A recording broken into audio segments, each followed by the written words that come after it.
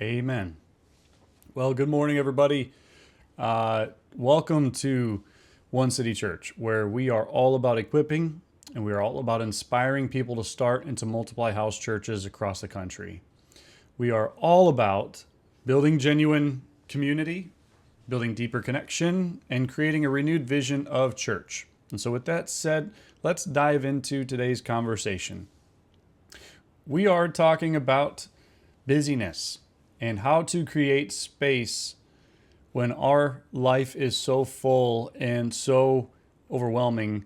How do we create space? I want to start today's topic with a little bit of an illustration from my high school years when, I don't know, give me a chat. If you took driver's ed in high school, let me know in the chat. Let me know that if you had to take like a course, but then you also had to drive a car, and it had to be like a certain amount of hours and shield time. Let me know in the chat. Did you take a driver's ed course? And did you have to take the whole driving part of the course? I did at the age of 14 because in the state of South Dakota, fun fact, in the state of South Dakota, you can get your restricted permit, meaning you can drive by yourself. I think there was some time limitations on that, but you could drive by yourself at the age of 14, which in hindsight is absolutely crazy to me. But if you're 14, right out of middle school, this is an exciting little invitation for you. So at the age of 14, I took driver's ed and did the whole class thing. And then we got into the car and I somehow got matched up with one of my high school best friends, Austin. And so Austin's in the back seat. My instructor is in the passenger seat. And we're in a Volkswagen Jetta. And this was new back then. So these were like very brand new, no scratches on it type of a car. And I was very intimidated. I didn't know what the Jetta could do, right? Because like I've never driven before. And I don't know that these cars have a little bit more get up and go than what I thought. So anyways, we're driving and everything's going great. And this is the summertime in South Dakota, by the way. In the winter time, it's a completely different animal. Like there's a whole new training on how to drive in the snow. But for the summertime, it's a lot of potholes. It's a lot of construction. And I'll never forget, there was an intersection on 10th Avenue and Cliff. And these are two streets. And I'm sitting on Cliff Avenue. I'm looking north. 10th Avenue is going across here, and I need to go left. And if you've been at this intersection, you know that there is an incline where like you are literally like 45-degree angle facing upwards. And as a new person in the car, I found out really quickly that this car in particular likes to rock back a little bit as soon as you let go of the brake. And so I was a little bit nervous that if I let go of this brake, next thing you know, I was just going to go backwards. I was going to hit the car behind me. Pause for 1 second.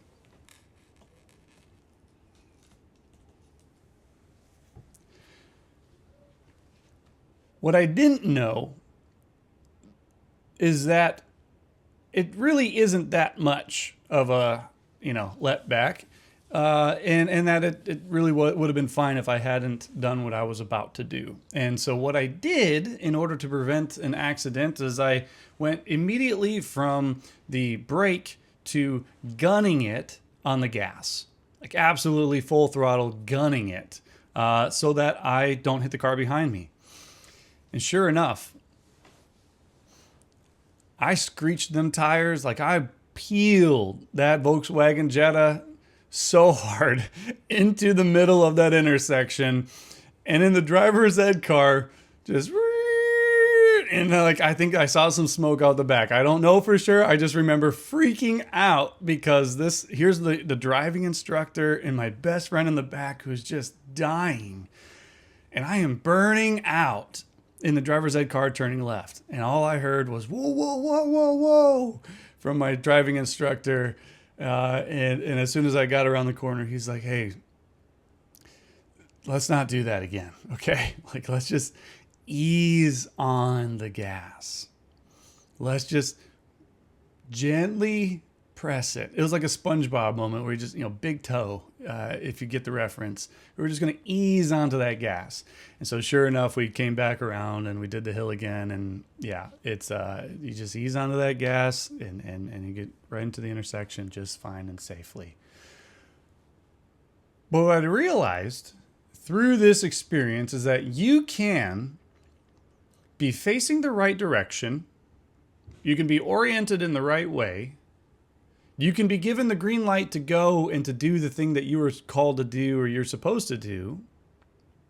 But if you don't ease onto the pedal and if you just decide to full throttle burn rubber, you can actually stay in place and you can burn out. There's no traction there. You need traction in your life in order to feel like you're making progress to go forward, but it's easy to burn out while still working extremely hard. And I think this is what's happened, is that we are living in a culture of people who feel like they are working and working, but they are not making progress in their journey, or they are burning out without literally moving forward at all. Or if they are moving forward, it's not at the speed that their gas pedal's going. And so we're going to talk about two types of busyness today. There's really two types.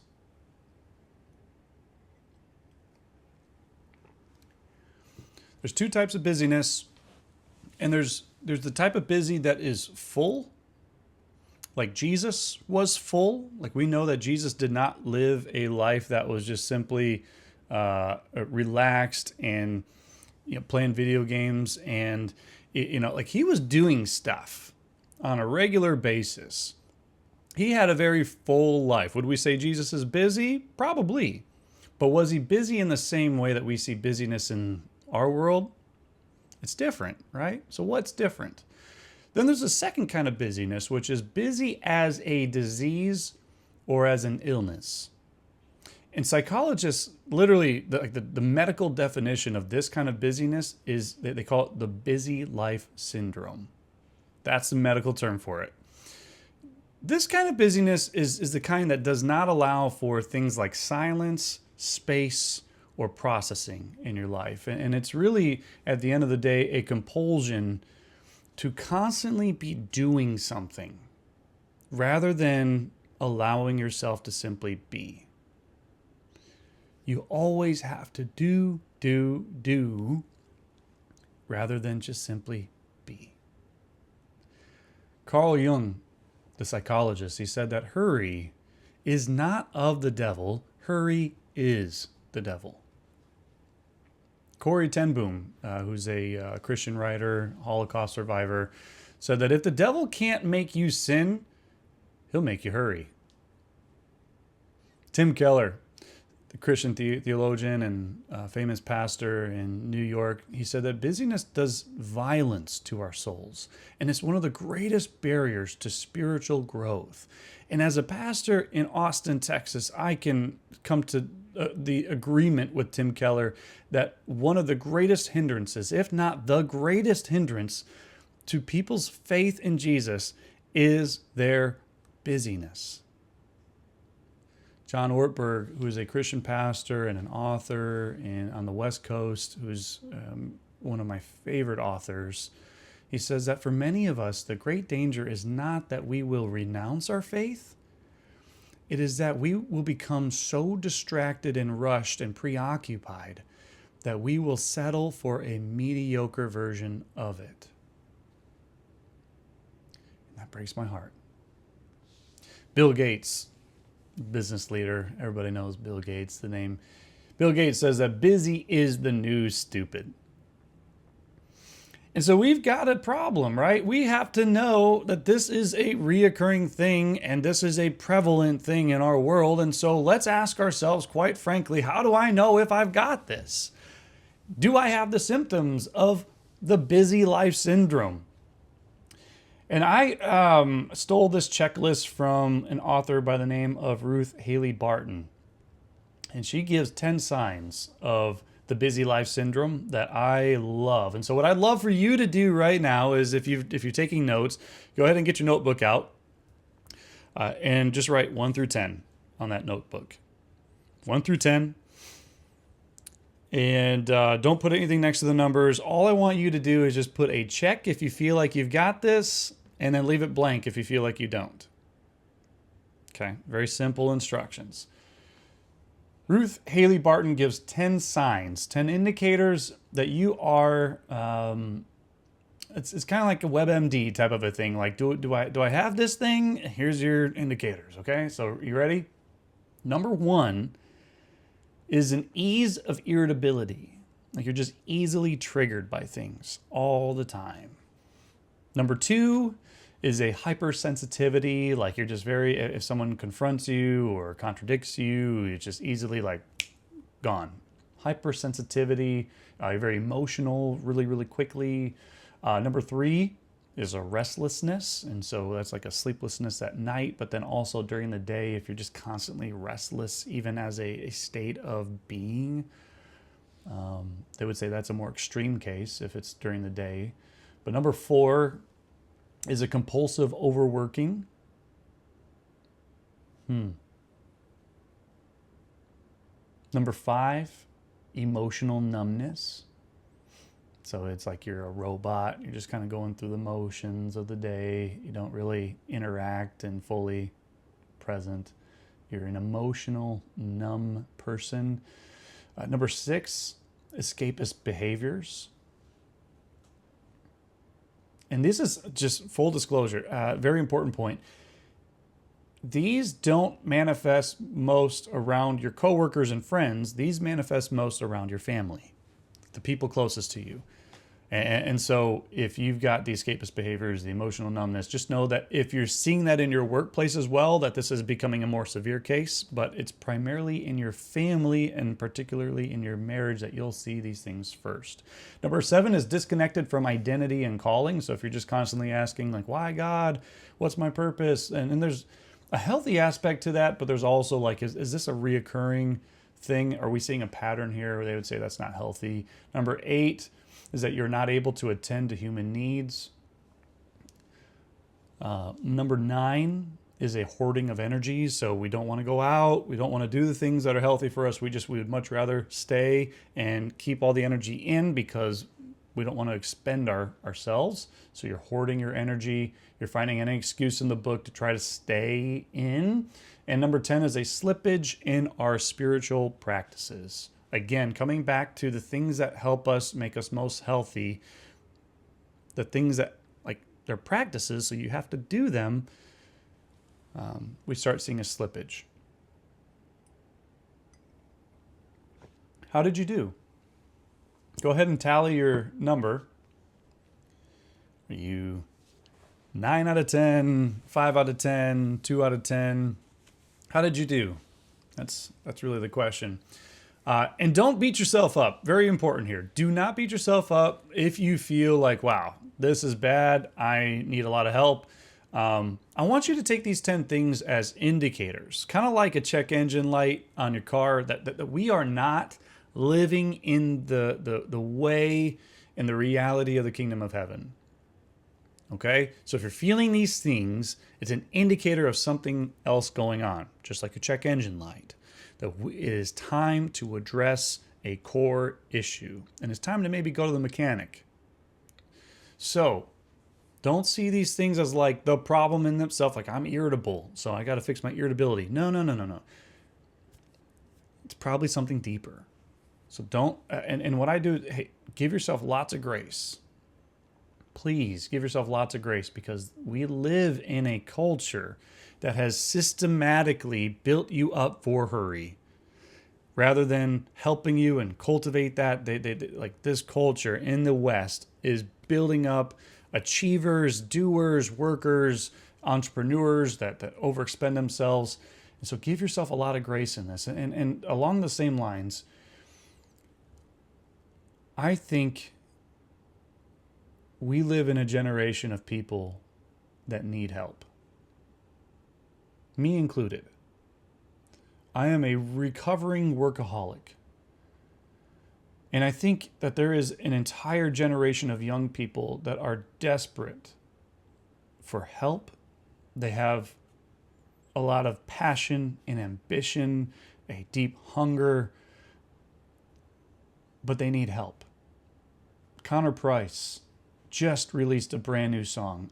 Just so you know, I'm a big fan of Connor Price. I think he's an amazing artist. He's a new and upcoming artist. He's not really all that new anymore, but he's definitely popping off. He got big on TikTok. And Connor Price has just recently started putting out a lot of Christian content, a lot of authentic, true to who he is, type of his brand is very authentic kind of a guy. He just this last week released this song called I Need Help. And these lyrics resonate so deeply with what I feel like a lot of young people in Austin, at least, really resonate with. And so I'm just going to read you verse 1. It starts, he partners with Maverick City to do the chorus. Maverick City is a famous gospel Christian band.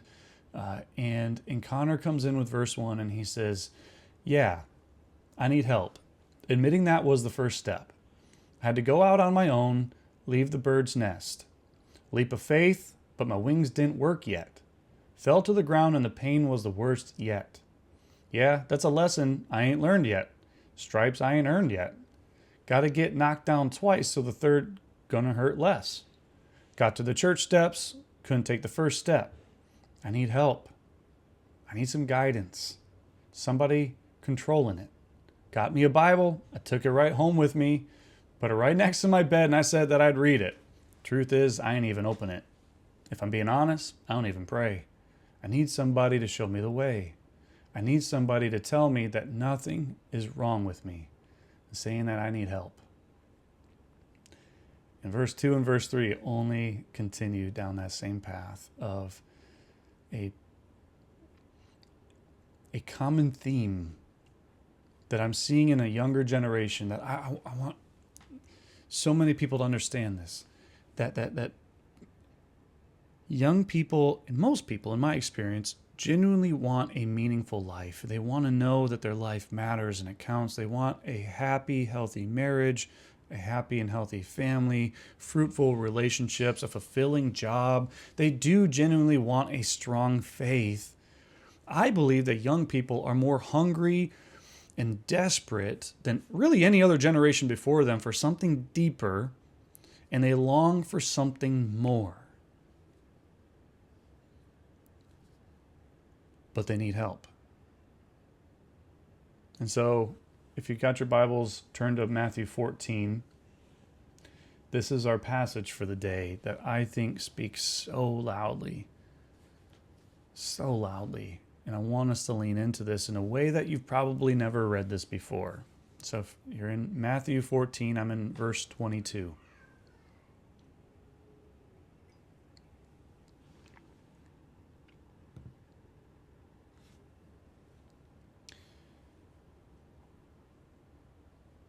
Matthew 14:22 says, immediately Jesus made the disciples get into the boat and go on ahead of him to the other side.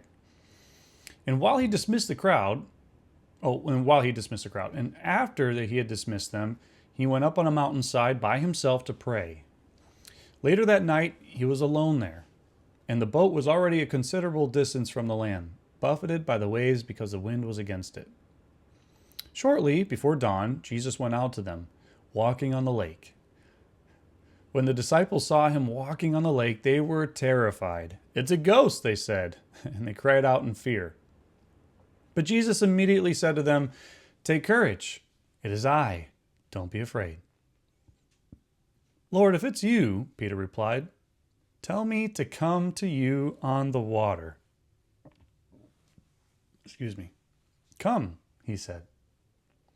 Then Peter got down out of the boat, walked on the water, and came toward Jesus. But when he saw the wind, he was afraid. And beginning to sink, he cried out, Lord, save me. And immediately Jesus reached out his hand and caught him. You of little faith, he said, why did you doubt? And when they climbed into the boat, the wind died down, and those who were in the boat worshipped him, saying, "Truly, truly, you are the Son of God." My friends, I believe that Peter is a walking embodiment of Austin, Texas. I believe that Peter is a walking embodiment of so many young people in today's world, because think of it like this, okay? Peter had a spiritual awakening. He had this experience with Jesus, and so he takes a leap of faith. Like, he sees Jesus literally walking on the water, and so he gets out of his boat. And this is just like Austin, Texas, right? Like, they have a spiritual awakening, whether it's Christianity, or actually a lot of people come to Austin because they're leaving Christianity and they jump on a new spiritual boat, whether it's the New Age or something else. They found a new religion to walk through, and there's a big, great awakening. And Austin, Texas is the place where it's safe to figure those kind of things out. And so whatever the boat is what has been known to you for so long. It's the comfortable place. So you move to Austin, and then what happens? Verse 30. Peter got down out of the boat, he walked on the water, and he came toward Jesus. But when he saw the wind, he was afraid, and he began to sink. And he cried out, "Lord, save me." You moved to Austin, Texas. You moved to a new city, wherever it might be. When I lived in Oregon, it was Oregon. People are escaping whatever is known for them, and they move to these places to find some new spiritual awakening, some sense of direction. And what happens is the same story over and over again. I see this in marriages. I see this in any story. You get out of the boat, things are great for a while, you're walking on water, right? Like, welcome to the first year or two of marriage. You're walking on water with this person that you love so dearly.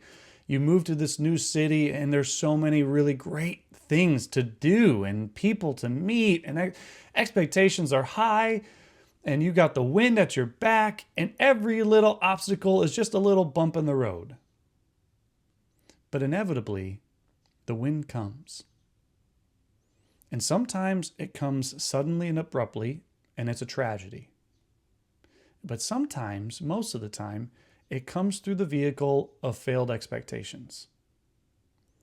Disillusionment typically comes one failed expectation after another failed expectation.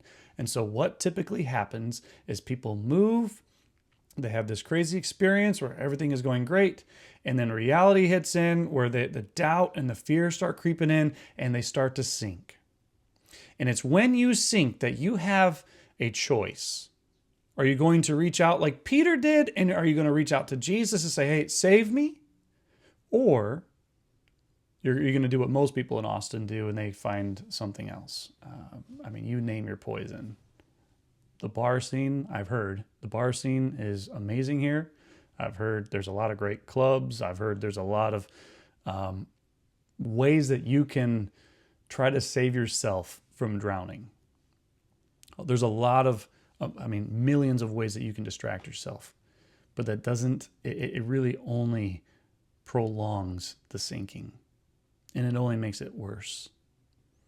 But notice what Jesus says here, guys. Jesus does not say, "Hey, good job, Peter. Way to go reaching out to me. You knew that when you were sinking, you should just call my name and I'll come and help you." No, Jesus does not say that to Peter. Peter says this really interesting thing. He says in verse 31, "You of little faith." And he says this a lot, only to the disciples, but he says this a lot to these guys, and he just calls them little faith. The word there for faith is different, and key point.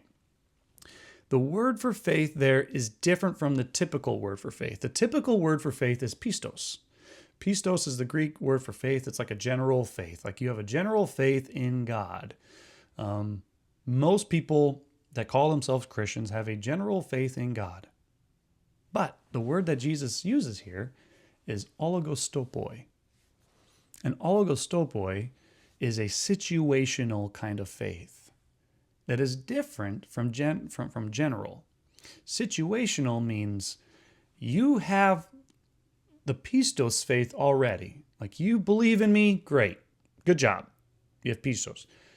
But in this moment, when you were walking on this water, you lacked the ability to maintain focus with me, and you fell short of the calling that I called you to. And so this is oligostopoi. This is the lack of situational faith. And I want to just say something pastoral to a generation of young people, that they need to hear that you may have the kind of get out of the boat type of faith. You may have a crazy, radical, audacious faith to move mountains, to get out of that boat and to walk on the water with Jesus. You may have the kind of faith to literally pack up everything and move halfway across the country. And Jesus is saying, yes, awesome, way to go. Remember, Peter was the only one that even got out of that boat. Way to go, Peter, for even getting out of the boat. Most people didn't even do that. Get out of the boat. But the next step, for the people that he's called deeper, it's oligostopoi, which is you messed up in this moment. And you fell short. And this is kind of like when my kids, they're still my kids. But if they missed the mark on what I expect them, of what I've called them to do and to be, it's situational. And why this is important is because so many of you believe that you have lost your faith in God and that God is ashamed of you, when in reality, he's just saying, no, you don't have the situational faith. You don't have the oligostopoi. You didn't live up to the mark, but you can still trust me. You can still have faith in me. You can still get up again. There's still hope for you. And I think a lot of young people have the get out of the boat kind of faith. Just crazy, passionate, radical, but they lack the sustainable, mature, long-lasting kind of faith. The kind that really keeps marriages lasting for 40, 50 years. The kind of faith that lasts generations. They lack the sustainability kind of faith. That's the oligostopoi. And so we have a problem, right? We have this problem where an entire generation is excited about God. They're hungry for something more. They want to jump out of that boat and they want to change the world. But they don't have the ability to stay focused on the task at hand. Case in point, the average social media time per day, take a guess. In 2023, the average social media time per day was 2.5 hours per day. Young adults, the statistic was more like 3 to 4 hours per day on social media. You pull up your own screen time and you can figure that out for yourself, what your social media time was. If you do the math, I did the math, 2.5 hours per day times 7 days a week is 17.5 hours per week. If you do the young adult numbers of 4 hours per day times 7 days, that is 28 hours a week strictly on social media or screen time. Think about this. You work a full-time job of 40 hours a week and then another 20 hours of screen time per week. That is 60 hours a week of stuff that does not fill you up, my friend. Television averages. Oh, take a wild guess at television averages. This was even crazier. They were similar, but actually just opposite demographics. In 2023, the average TV time per day was 3 hours per day. People averaging the age of 60 or older spent an average of 4 to 5 hours per day, while young adults spent an average of 2 to 3 hours per day. And so typically what would happen is the older generations would watch, their news and kind of stuff that they could just kind of keep on in the background, while the young adults would watch things like the Hulu and the Netflix. And so it's that 2 to 3 hour chunk. Regardless, if my math is right, just crunching the numbers, between work, between screen time, And that's not even including video games. I'm just talking social media and I'm talking television. We are averaging anywhere from 60 to 80 hours per week of stuff that does not fill you or me up. We live in an attention economy. And Jesus is calling you and me to give our attention to him. It is no wonder that you are feeling burnt out right now. It's no wonder that you feel tired. You feel like you're spinning your wheels a little bit. It's because we're distracted. My solution, just so you know, this is like a very quick, I don't have a whole lot for a solution. Most of the time I have like, here's a framework and here's a 3-step process to actually finding, the hope in this. I actually don't have much here. To be honest, this is a little bit more of a vulnerable thing. I am a recovering addict of work. And I don't say that as like, look at me and how much I work. I'm at a point in my life right now where I've lost really meaningful relationships because of my work and my inability to say no to work. It is an addiction.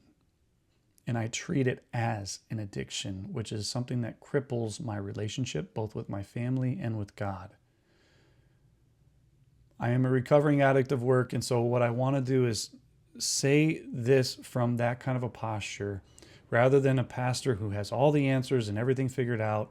I just want you to know I am a work in progress. And what I do know is that if we don't slow down, God has a way of forcing us to slow down. Like, if you don't do it, God will. And so, in my opinion, it's better to be way more proactive about this. So here's what I've done that I found that helps. That's all I'm going to give you for a solution today. From one addict to another. Here's my solution. I'm a little bit crazy about this, so hear me out. There's probably a lot of content that you could read on this. What I do know is that this is not something that you're just going to get next week. And it's not going to be a solution, like a quick fix thing. This is going to be a work in progress. If you've got an issue with distraction or busyness in your life, and if you're feeling burnt out, this is not a quick fix thing. This is we have to evaluate how we're living our life kind of thing, like our habits and our rhythms kind of a thing. And so what I've done is I typically, first thing I do is I pay attention to those indicators that we talked about in the beginning. And I give myself a lot of grace anytime they pop up. I am a high achiever. I'm a very driven individual. And so there's just times where I do more. And no matter what I do, like I do what I'm demanded to do between my 2 jobs at work and my family. And then I realize, wait a second, I'm really irritable right now, or I'm really short-tempered, or like I'm just easily popping off on people. I pay attention to those indicators and I give myself a lot of grace anytime those things pop up, that I just need to take a step back. And so what I'll do at that time, anytime I start seeing a couple of these like flashing lights, is I'll give myself like 3 hours in the morning, one of the mornings in the week. I'll wake up a little extra early, and I have, again, this is me, okay? I do a time inventory sheet where I have literally every hour of every week boxed, and I fill it out.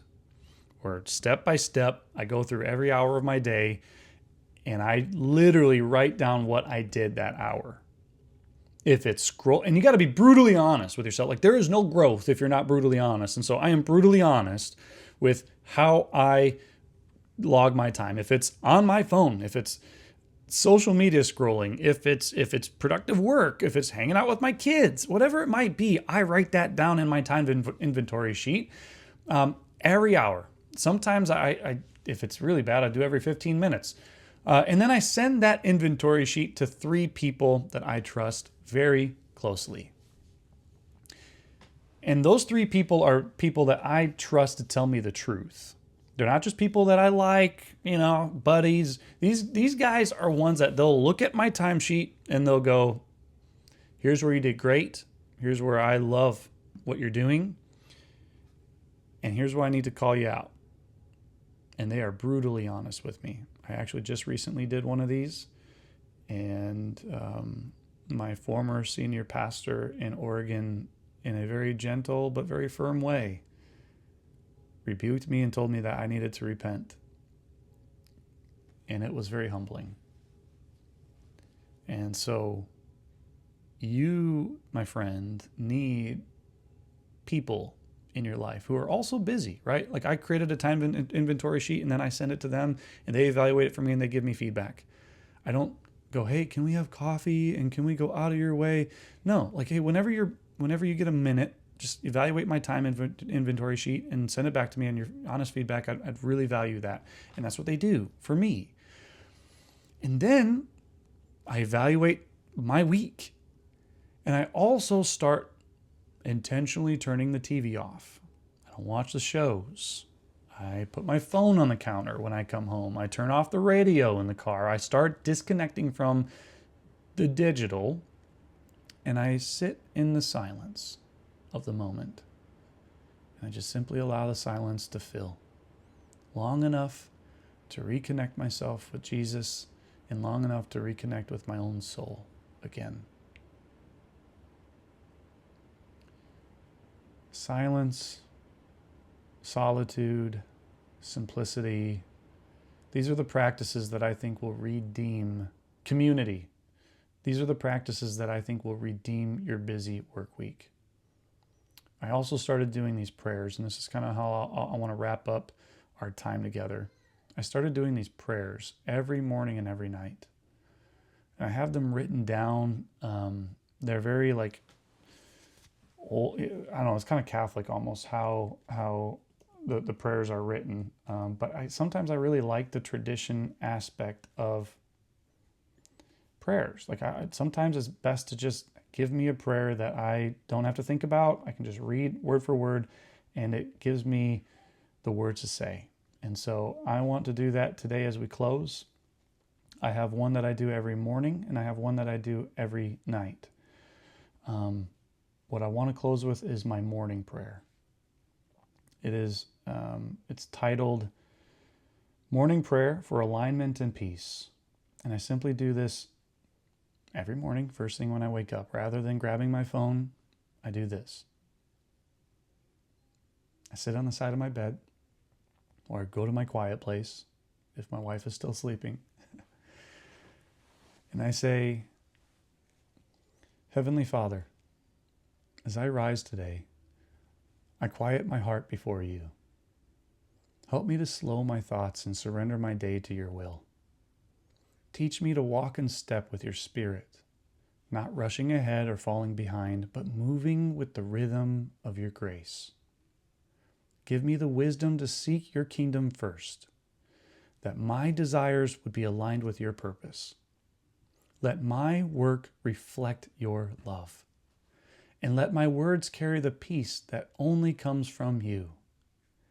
You have made us for yourself, O Lord, and our hearts are restless until they rest in you. Today, may my rest be in your presence. May my joy be found in trusting you. Help me live in the present moment, embracing the gift of today and walking in faithfulness to your calling. In Jesus' name. I've heard it said, both in the fields of psychology and in the spiritual formation world, that it is sitting in the love of God that we are transformed and we are renewed into people of love, and that this is a process. And you cannot rush this process. The longer you sit and contemplate and just allow God to love you, we love because he first loved us. There's just a certain power and transformation that comes in the indwelling of love. And so if there's one key takeaway that I would give you today, it is to sit in the love of God this week, to allow yourself the space, whenever you can, to disconnect from the things that are filling up your time, that are draining you, and to reconnect with the one who fills you up. And over time, my prayer for you is that it would become a practice, and it would become a system that would help build you into the person of love that you were created to be. Love is patient. It's the first thing it says in 1 Corinthians, that love is patient. And hurry is the opposite of patience. As we step into a patient life, we step into the life of love, and we become the people that God created us to be. And so give yourself a lot of grace this week, my friends. Look to Jesus. Winds and waves will come. Obstacles will come. I promise you. But look up to Jesus this week. Remove the distractions and trust in Him. I love you guys. Have a great week.